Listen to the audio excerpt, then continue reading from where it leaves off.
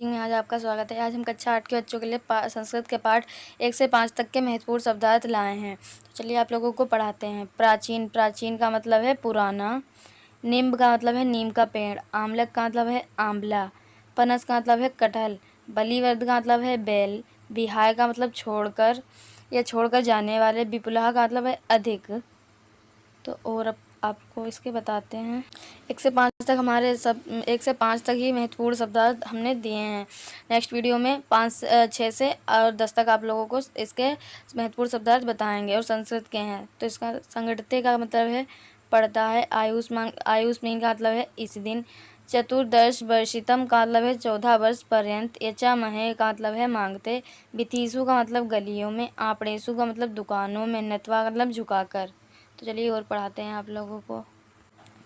1 से 5 तक ही पाठ 1 से 5 तक ही महत्वपूर्ण शब्दार्थ हैं। तो इसका ज्वरेड़, ज्वरेड़ को हम हिंदी में क्या कहते हैं? बुखार। ज्वरेड़ को हम हिंदी में बुखार कहते हैं। बेदियम को आप लोगों को कमेंट में बताना, बेदियम को हम लोग हिंदी में क्या कहते हैं?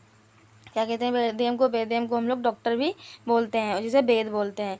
क्रीड़ा क्षेत्राम, क्रीड़ा क्षेत्राम को क्या कहते हैं? क्रीड़ा क्षेत्राम को बोलते हैं क्रीड़ा। क्रीड़ा माने खेलना और क्षेत्र मतलब क्षेत्र। इसका मतलब क्रीड़ा क्षेत्र मतलब खेल के मैदान में। तो ये हमारे सब इम्पोर्टेंट शब्दार्थ हैं, ये जरूर पेपर में आएंगे। तो चत्वारी, चत्वारी को हम चार बोलते हैं हिंदी में। सत्वरम, सत्वरम का मतलब है शीघ्र। शीघ्र मतलब जल्द ही। प्रमुदिता, प्रमुदिता मतलब प्रसन्न हुए, खुश हुए। प्रमुदिता का मतलब है प्रसन्न हुए, खुश हुए। उक्तवा का मतलब है कहकर।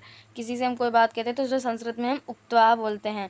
तत्प्राप्त, तत्प्राप्त का मतलब है वहाँ पहुँचा। अगर हम कहीं भी जाते हैं तो उसे बोलते हैं तत्प्राप्त। हिंदी संस्कृत में बोलते हैं तत्प्राप्त। तो और पढ़ाते हैं आप लोगों को इसके।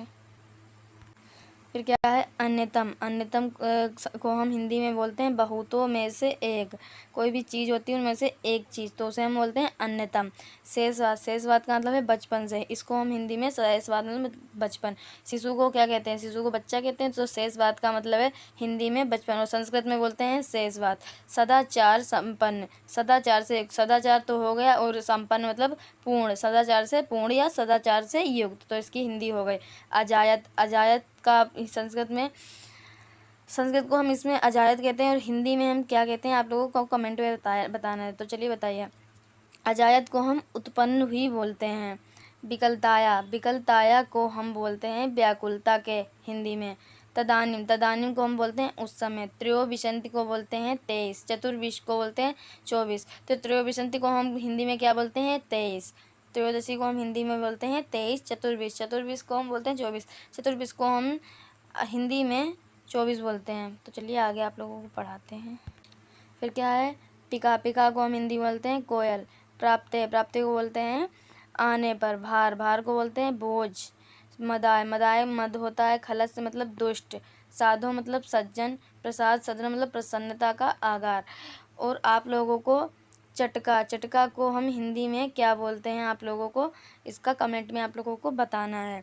तो हमारी आप लोगों को वीडियो अच्छी लगी तो लाइक करें और इसका 6 से 10 पार्ट तक के महत्वपूर्ण शब्दार्थ आप लोगों को दूसरी वीडियो में देखने को मिलेंगे। तब तक के लिए धन्यवाद।